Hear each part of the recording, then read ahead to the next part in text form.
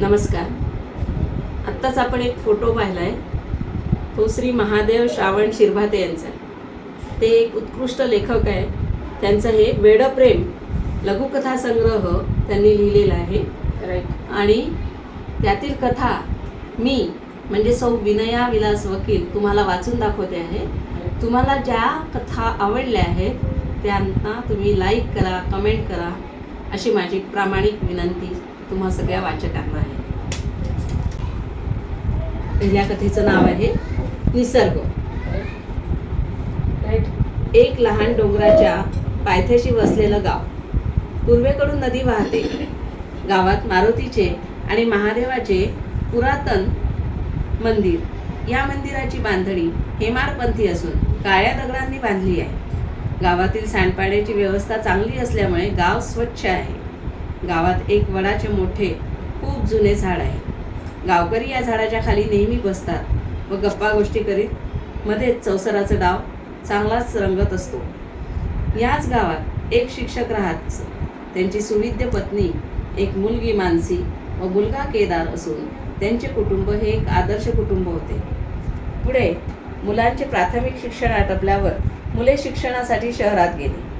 दोन्ही मुले अत्यंत हुशार व चांगले गुण मिळवणारे, त्यामुळे त्यांच्या जीवनात चारित्र्य त्यांचं बनत होतं. पुढे कॉलेजच्या जीवनात मानसी एका तरुण मुलाच्या प्रेमात पडली. मुलाचे नाव मंदार. त्यांचे प्रेम वाढत गेले. याच कालावधीत त्यांना नोकऱ्या मिळाल्या. त्या दोघांनीही त्यांच्यातील प्रेम प्रकरण आई वडिलांना सांगितले. त्यामुळे आई वडील हो नाही करत त्यांना त्यांच्या लग्नाची परवानगी दिली. लग्न झाल्यावर त्यांचा सुखी संसार सुरू झाला. ऑफिसला जाताना सोबत जात व येताना मागे पुढे येत. रात्रीचे जेवण एकत्रच घेत. पण काही वर्षांनी मानसीची प्रकृती चांगली राहत नव्हती. त्यामुळे डॉक्टरांचा सल्ला घेऊन औषधं घेत, परंतु तब्येतीला पाहिजे तेवढा आराम पडत नव्हता. म्हणून दुसऱ्या डॉक्टरांची ट्रीटमेंट घेत असा क्रम सुरू होता.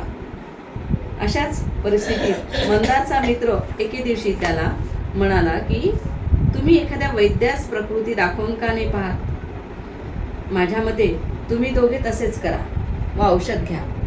त्याप्रमाणे त्यांनी एका वैद्याला प्रकृती दाखवून औषध घेतले. औषधे घेण्यापूर्वी वैद्यांनी मानसीची पूर्ण माहिती विचारली. तुम्ही कोठे राहत होता, तुमच्या गावाचे वर्णन व इतर माहिती विचारली. वैद्यराजांच्या औषधाने त्यांना बराच फरक वाटला. पुढे औषध सुरू ठेवले. पुन्हा औषधे घेण्यासाठी वैद्याकडे गेले असता वैद्यांनी त्यांना औषधे तर दिलीच, पण सल्लाही दिला की तुम्ही काही काळ सुट्टी घेऊन मानसीच्या गावात जावे.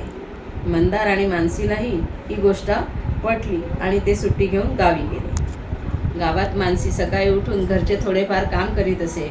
नदीवर जाणे, कधीकधी नदीत पोहणे, देवदर्शन घेणे, रात्री लवकर झोपणे असा दिनक्रम सुरू होता. त्यामुळे प्रकृतीत चांगलीच सुधारणा झाली. सुट्टी संपल्यावर परत आल्यावर त्यांना दोन्ही वातावरणातील फरक लक्षात आला.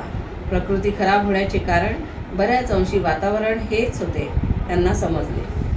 नंतर सध्या जगत असलेले जीवन अतिशय दगदगीचे, तणावाचे.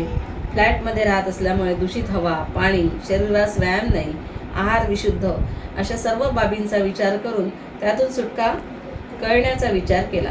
त्या दोघांनी असा विचार करून की शहरापासून दूर छोटासा प्लॉट घेऊन लहान साधे घर बांधावे. त्याप्रमाणे एक लहान साधे घर, जिथे आपण अंगण मातीचे आणि थोडी फुलझाडे असे घर बांधले व राहावयास सुरुवात केली. नंतर शेजारी व जवळपासची काही मंडळी एकत्र येऊन झाडे लावण्याची कल्पना पुढे आली. मानसी म्हणाली की आज स्त्रियांचा सण वटपौर्णिमा आहे. त्याचे औचित्य साधून वडाचे झाड लावू, कारण वडाची झाडे प्राणवायू व मोठ्या प्रमाणात देतात. त्याप्रमाणे वनमहोत्सवाचा कार्यक्रम सुद्धा संपन्न झाला. मंदार याने वनमहोत्सवावर थोडे मार्गदर्शन केले व शेवटी म्हणाला, चला करू मैत्री निसर्गाशी, करू याचना क्षमेची, चुकीची देऊ कबुली, निसर्ग देईल माफी. धन्यवाद.